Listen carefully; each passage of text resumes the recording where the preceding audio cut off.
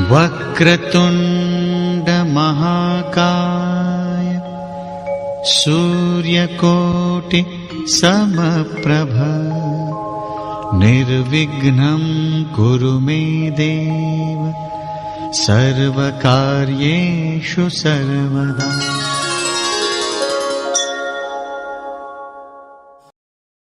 கடவுளின் தேசமான கேரளாவில் 5000 ஆண்டுகளுக்கு மேல் வீற்றிருக்கும் மகாக்ஷேத்திரம் 108 திவ்ய தேசங்களில் ஒன்றான நவயோகிகள் பிரதிஷ்டை செய்த தெய்வீக திருத்தலமான திருநவாய ஸ்ரீ நவமுகுந்த க்ஷேத்திரத்தில் 700 வருடங்களாக தாந்திரீக பூஜைகள் நடத்தும் அரிகரமண நம்பூதிரி வம்சத்தின் அனுபவத்தோடும் இறைவனின் அருளோடும் ஜோதிடம், வாஸ்து, அஷ்டமங்கல பிரசன்னம், ஆருட பிரசன்னம், தாந்திரீக பூஜைகள் மற்றும் மகா யாகங்களில் சிறந்து விளங்குகிறார் நம் தாந்திரீக ஆச்சார்யா பிரம்மஸ்ரீ ஸ்ரீஹரி கிரீஷ் நம்பூதிரி சுவாமிகள் அவர்கள்.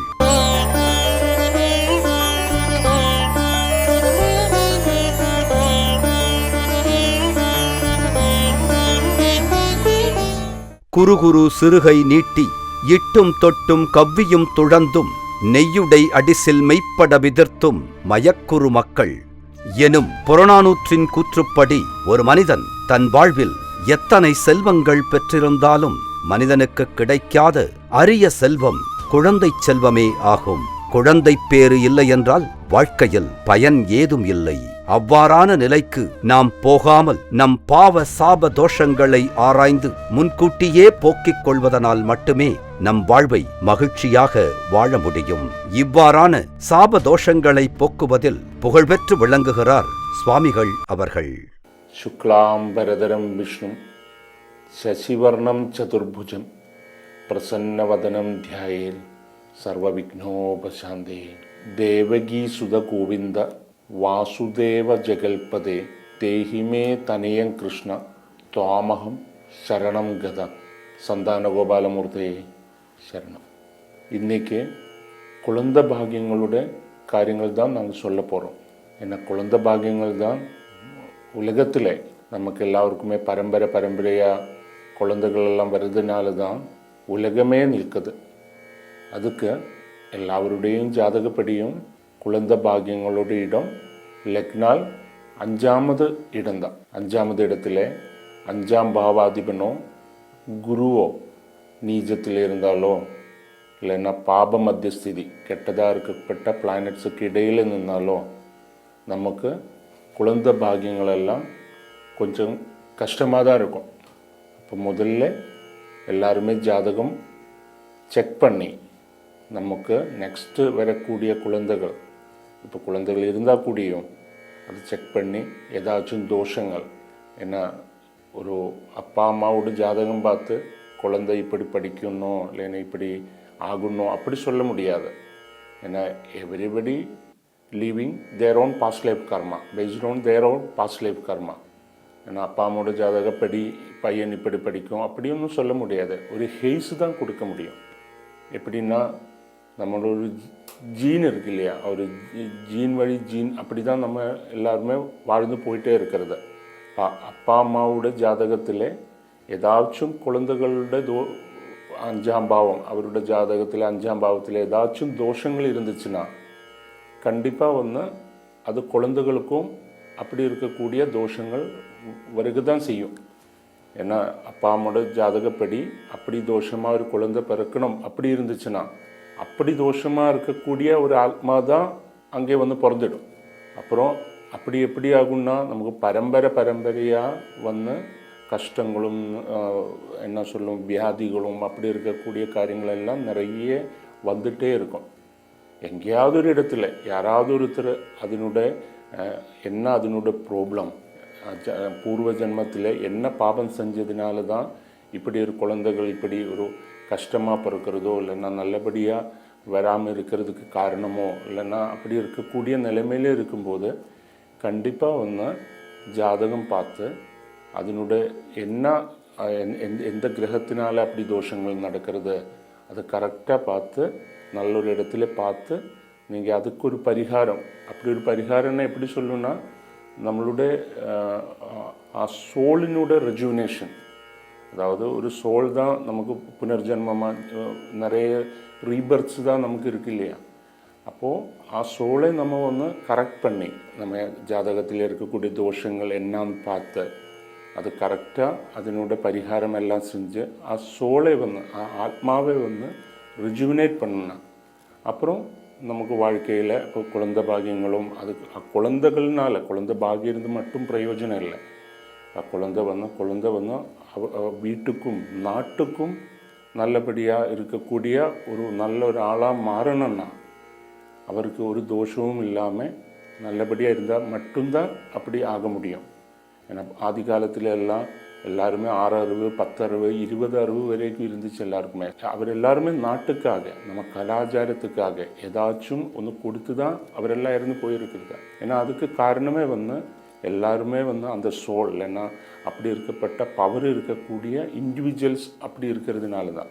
அப்படி இல்லாமல் கரெக்டாக ஆத்தியாத்மிக இதில் சாஸ்திரப்படி ஜோதிட சாஸ்திரப்படியும் என்ன அவருடைய தோஷங்கள் இருக்குன்னு பார்த்து தோஷங்கள் இல்லைன்னா ஓகே இருக்கிறதா இருந்தால் கரெக்டாக அது பார்த்து அதுக்கு பரிகாரம் எல்லாம் செஞ்சு இல்லைன்னா அவர் ஜெபம் பண்ணக்கூடிய மந்திரங்கள் எல்லாம் ஜெபம் பண்ணி அப்படி இருக்கும்போது கண்டிப்பாக ஒரு நல்ல ஒரு சொசைட்டியை நமக்கு திருப்பி கொடுக்க முடியும். இந்த காலத்தில் ஒரு மனிதனோட வாழ்க்கையில் பூமியிலே பிறந்து வாழ்ந்திருந்திருக்கக்கூடிய ஒரு ஆதாரமே அவரோட குழந்தைகள் தான்.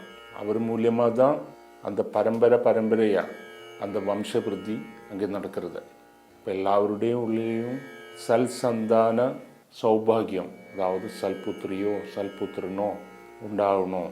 அப்படி இருந்தால் தான் அந்த வம்சத்தினோட மகிமை 100 வருஷமாக இருந்தாலும் 200 வருஷமாக இருந்தாலும் எல்லாருக்குமே புரிஞ்சிடும். அப்படி இருக்கக்கூடிய அந்த குழந்தைகள் நமக்கு பிறக்கணும். அப்படி நமக்கு வாழ்க்கையில் அப்படி ஒரு பாக்கியங்கள் வரணும்னா நம்ம ஜாதகப்படி அப்படி இருக்கக்கூடிய வாய்ப்புகள் என்ன, நம்ம அது கல்யாணம் பண்ணுறது முன்னுக்கோ இல்லைன்னா கல்யாணம் பண்ணுறதுக்கு பிறகோ. இப்போ நிறைய பேர் இந்த மெட்டீரியல் லைஃப்பில் லவ் மேரேஜ் இல்லைன்னா ஜாதகம் பார்க்காம கல்யாணம் நடக்கலாம். அதில் 10 பொருத்தம் இல்லை 18 பொருத்தத்தில் ஒரு பிரதான பொருத்தம் தான் நம்ம குழந்தை பாக்கியங்களும். அப்படி பார்க்கும்போது இப்போது புருஷன் ஜாதகத்திலேயோ ஸ்திரீ ஜாதகத்திலேயோ 2 இடத்துலையும் என்ன ஆண் ஜாதகத்திலையும் பொன் ஜாதகத்திலேயும் 5வது வீடு அப்புறம் லக்னா 5வது வீடு தான் 5வது ஹவுஸ் தான் நமக்கு புத்திர பாக்கியங்களை பற்றி பார்க்குறது. அதில் இப்போ யாருக்காவது ஒருத்தர் தோஷம் இருந்துச்சுன்னா அதனை காம்பன்சேட் பண்ணணும். 2 இடத்துலையும் தோஷமாக இருந்துச்சுன்னா கண்டிப்பாக ஒரு என்ன சொல்லும் நமக்கு குழந்தை பிறக்கிறதுக்கோ இல்லைன்னா குழந்தை பிறந்த பிறகோ அப்படி இருக்கக்கூடிய தோஷங்கள் கண்டிப்பாக இருக்க தான் செய்யும்.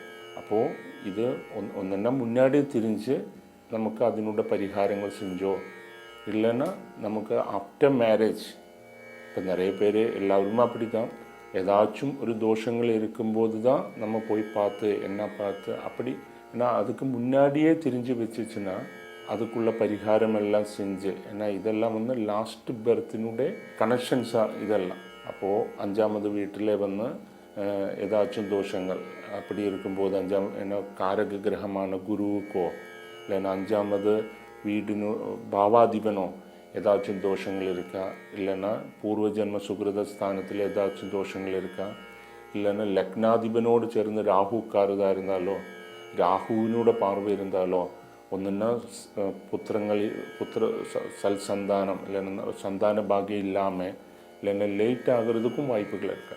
சிலவருக்கெல்லாம் 5ஆம் பாவாதிபன் லக்னத்திலேயும் லக்னாதிபன் 5ஆம் பாவத்திலேயும் இருக்கும்போது வயசான காலத்தில் வரைக்கும் குழந்தைகள் பிறக்கும். அப்படி இருக்கக்கூடிய நன்மைகளும் இதில் இருக்கிறது தான். இப்போ சிலவருக்கு இப்போது நிறைய பேர் கேள்வி கேட்குறது உண்டு, குழந்தைகள் இருந்தாலும் இல்லைனாலும் அடாப்ட் பண்ண முடியுமா, அப்படி ஒரு வாய்ப்பு இருக்கா ஜாதகத்தில்? ஏன்னா அடாப்ஷன் சான்சஸ் எல்லாம் ஜாதகத்தில் சொல்கிறது உண்டு. இப்போ சனி வீட்டிலேயோ இல்லைன்னா புதன் வீட்டிலேயோ 5ஆம் பாவாதிபனாக அங்கே சனியெல்லாம் உட்கார்றதா இருந்தால் கண்டிப்பாக அடாப்ஷன் சான்சஸ் அப்படி தத்து எடுக்கிறதுக்கு வாய்ப்புகள் இருக்கும். அப்போ எல்லாருமே வாழ்க்கையில் ஏன்னா நமக்கு வந்து குழந்தைகள் தான் நமக்கு வேறு எல்லாம் இருந்தும் பிரயோஜனம் இல்லை. புத்திரி பாக்கியம் இல்லைன்னா, இல்லைன்னா ஒரு சந்தான பாக்கியம் இல்லைன்னா வேறு எல்லாம் இருந்தும் பிரயோஜனம் இல்லை. இப்போ இந்த காலத்தில் மெட்டீரியல் லைஃப்பில் எல்லாருக்குமே வந்து இப்போது குழந்தைகள் இப்போ வேண்டாம், கொஞ்சம் காலம் கழித்து போதும் அப்படின்னு நினச்சி இப்போது ஆல்மோஸ்ட்டு ஒரு 20 to 30% வந்து ஆளுங்களுக்கு வந்து ப்ரெக்னென்ட் ஆகிறதுக்கோ இல்லைன்னா குழந்தைகள் வர்றதுக்கோ இருக்கக்கூடிய தடங்கள் நிறைய வருது இந்த காலத்தில். அதெல்லாம் வந்து மெயினாக வந்து நமக்கு வந்து ஜாதகத்தில் இப்படி இருக்கக்கூடிய தோஷங்கள் பார்க்காம பரம்பரையாக அந்த தோஷங்களும் போயிட்டே இருக்கிறது தான். அப்போது எல்லாருமே வந்து இது ஒரு என்ன சொல்லும், இப்போ நமக்கு வந்து ஜாதகத்தில் 12 லக்னத்திலேருந்து 12 வீடும் பெரிய பெரிய காரியங்களாக இருந்தாலும் அஞ்சாவது வீடு தான் நமக்கு வந்து பரம்பரையாக இருக்கக்கூடிய நம்ம இங்கே இருக்குன்னு. இப்போது விவேகானந்தனெல்லாம் சொல்லும் போல் பாறை மேலே ஒரு கோடு போட்டு இறந்து போனோம் அப்படி தான் அவர் சொல்லும் விவேகானந்தனோட புக்ஸில் எல்லாம். அவர் அப்படி ஏன் மீன் பண்ணுறதுன்னா, നമ്മളെല്ലാം இங்கே இருக்குன்னு நெக்ஸ்ட் ஜெனரேஷனு தெரியணும். அதுக்கு ஏதாச்சும் ஒரு பெரிய காரியம், ஒரு நன்மைகள் இந்த சொசைட்டிக்கு செய்யணும் அது நினச்சி தான் அப்படி அவர் சொல்கிறதா இருந்தாலும், குழந்தைகள் இருந்துச்சுன்னா நம்ம எதுவுமே செய்ய வேண்டியதில்லை. அவர் இருக்கும்போது அவரோட பையன் நம்மளுடைய இண்டிவிஜுவாலிட்டி இல்லைன்னா நம்ம இங்கே இருக்குன்னு ஒரு 100 வருஷமோ 200 வருஷமோ கழிஞ்சாலும் அது அங்கே வந்து ரெஜிஸ்டர் ஆயிடுச்சு. அப்போது நமக்கு எல்லாருடையும் ஜாதகத்தில் 5வது வீட்டில் 5th ஹவுஸில் இருக்கக்கூடிய கிரகங்களுடைய அமைப்பு, பார்வை, அதனுடைய என்ன டிகிரியில் இருக்கிறது, என்ன நட்சத்திரத்திலே இருக்கிறது, இதெல்லாம் பார்த்து நமக்கு என்ன போல் குழந்தை, ஆண் குழந்தைகள் அதிகமாக வருமா, பெண் குழந்தைகள் அதிகமாக வருமா, இல்லைன்னா குழந்தைகளுக்கு ஃப்யூச்சரில் ஏதாச்சும் நன்மைகள் இருக்குமா, அப்படி இருக்கக்கூடிய இது கண்டிப்பாக அதில் வரும். പിന്നെ മെയിനാக ഒന്ന് சொல்ல வேண்டிய என்னென்னா, இப்போது நிறைய பேர் வந்து இப்போ நமக்கு கேட்குறது உண்டு, இப்படி அவரோட ஜாதகம் கொடுத்து கேட்கும், என்னோடய குழந்தை எப்படி படிக்கும், இது என்ன குழந்தை எப்படி ஆகும். கண்டிப்பாக அப்படி ஒரு சான்சஸே இல்லை. ஏன்னா எல்லாம் வந்து இண்டிவிஜுவல் சோலாக இருக்கிறதுனால அவர் அம்மாவுடைய அப்பாவுடைய ஜாதகம் பார்த்து என்ன படிக்கணும் என்ன ஆகணும் அப்படி சொல்ல முடியாது. ஏன்னா இப்போ நிறைய பேருக்கு வந்து ஜெனட்டிக் கோட், இப்போ நமக்கு இப்போது மாடர்ன் சயின்ஸில் வந்து ஜெனட்டிக் கோடுன்னு சொல்லும் இல்லையா, இது அப்பாவோட ஜெனட்டிக் கோடா அம்மாவோட ஜெனட்டிக் கோடான்னு நமக்கு வந்து முதல்ல பார்க்கணும். அதாவது ஜாதகத்தில் என்ன பரம்பரையாக இவருக்கு போக போகிறேன், இல்லைன்னா எந்த ஜாதகமாய் இவருக்கு வந்து இவரோட ஜாதகம் வந்து சிங்க்ரனைஸ் பண்ணுற போகிறேன். அப்படி இருக்கும்போது அவருக்கு இருக்கக்கூடிய கெட்ட டைம் வரும்போது அந்த பையனையும் அது பாதிப்பு வரும், இல்லைன்னா பொண்ணையும் அது பாதிப்பு வரும். அவருக்கு இருக்கக்கூடிய நல்ல டைம் வரும்போது அப்படி அவருக்கும் பையனும் பொண்ணுக்கோ இல்லைன்னா குழந்தைகளுக்கும் அதனோட பாதிப்பு கொடுக்கும். ஒரு ஹெய்ஸு போல தான் அப்படி கொடுக்கறது உண்டு. எது இருந்தாலும் அப்பாவுடையும் அம்மாவுடையும் அவரோட ஜாதகத்தில் இருக்கக்கூடிய என்ன கஷ்டங்களாக இருந்தாலும் அது கொஞ்சமாவது இல்லை சம்டைம்ஸ் வந்து 100% வரைக்கும் குழந்தைகளுக்கும் அந்த எஃபெக்ட் கொடுக்கும். இப்போது நிறைய பேருக்கு வந்து ஜாதகத்தில் குழந்தை பாக்கியங்கள் இருக்கும், இருந்தால் கூடியும் 5வது வீட்டில் வந்து கெட்டதாக இருக்கக்கூடிய கிரகங்களோட பார்வை அப்படி ஏதாச்சும் இருந்துச்சுன்னா குழந்தைகளுக்கு வந்து மாறா வியாதி, ஏதாச்சும் வியாதிகள், பெரிய பெரிய வியாதிகள் வர்றதுக்கு இதெல்லாம் வாய்ப்புகள் இருக்கு. அது வந்து அப்பாவோட அம்மாவோட ஜாதகப்படின்னு அப்படி சொல்ல முடியாது, എന്നാലും നമുക്കൊരു ഹിൻഡ് കാണിച്ചു തരുത്. இப்போ உங்களுக்கு நீங்களே வந்து உங்களோட அப்படி இருக்கக்கூடிய யாராவது ஜாதகம் கஷ்டங்கள் இருக்கக்கூடிய குழந்தைகளோட ஜாதகம் எடுத்து பார்க்குறதா இருந்தால் அவருடைய அப்பா ஸ்தானத்திலேயோ இல்லை அம்மா ஸ்தானத்திலேயோ 5வது வீட்டிலேயோ இப்படி இருக்கக்கூடிய தோஷமாக இருக்கக்கூடிய கிரகங்கள் கண்டிப்பாக இருக்க தான் செய்யும். உங்களுக்கு செக் பண்ணலாம். அப்படி இருக்கும்போது இதெல்லாம் வந்து முன்னாடியே தெரிஞ்ச நமக்கு வந்து அதுக்குள்ள பரிகாரமோ இல்லைன்னா அதுக்குள்ள கைட்லைன்ஸ், சம்டைம்ஸ் ஓன் ப்ரிகாஷன்ஸ், இல்லைன்னா கோவிலில் செய்யக்கூடிய பரிகார கர்மங்கள், இல்லைன்னா புண்ணிய இடங்களிலே போய் செய்யக்கூடிய பரிகார கர்மங்கள் இதெல்லாம் செய்கிறதா இருந்தால் கண்டிப்பாக வந்து ஒரு நல்ல ஒரு സൽസന്താനം ഉണ്ടായി உங்களுக்கு எல்லாருக்குமே நம்ம பேர் ஒரு 100 வருஷம் கழிஞ்சாலும் இந்த சொசைட்டியில் நிற்கும் போல சந்தான மூலியமாகவும் சம்டைம்ஸ் நமக்கு கிடைக்கும். சுவாமிகள் சென்னை வருகை.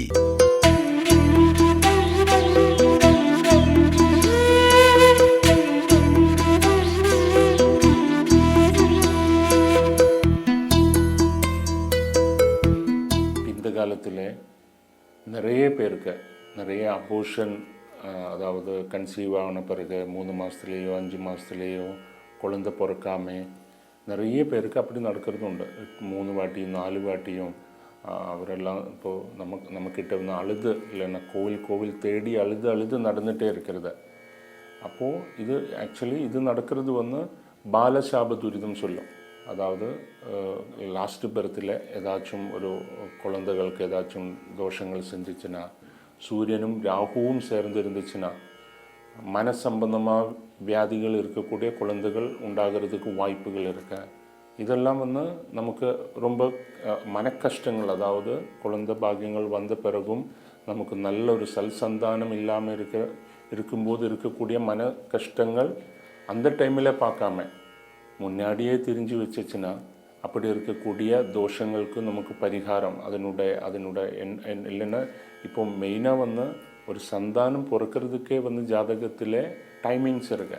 அது 5வது வீட்டினுடைய தசா பீரியட்லேயோ இல்லைன்னா அதனுடைய சப் பீரியட்லேயோ அந்தர்தசா டைம்லேயோ அப்போ கரெக்டான அந்த டைமில் இல்லாமல் நமக்கு இப்படி கன்சீவ் பண்ணும்போது இப்போ சம்டைம்ஸ் அப்படி பார்த்து நமக்கு ப்ரெக்னென்ட் ஆகிறதுக்கு வாய்ப்புகள் கம்மியாக இருக்கும். ஏன்னா ஆன பிறகும் நமக்கு இந்த டைம் நல்லா இருக்கா, இந்த டைமில் நமக்கு டெலிவரி ஆக முடியுமா அப்படியெல்லாம் செக் பண்ணுறது. ஏன்னா இது ஒரு கடவுள் காரியம்தான். இது உலகம் நிற்கிறதே குழந்தைகள்னால தான். இப்படி பை ஜெனரேஷன் போகிறதுனால தான் இந்த உலகமே நிற்கிறது.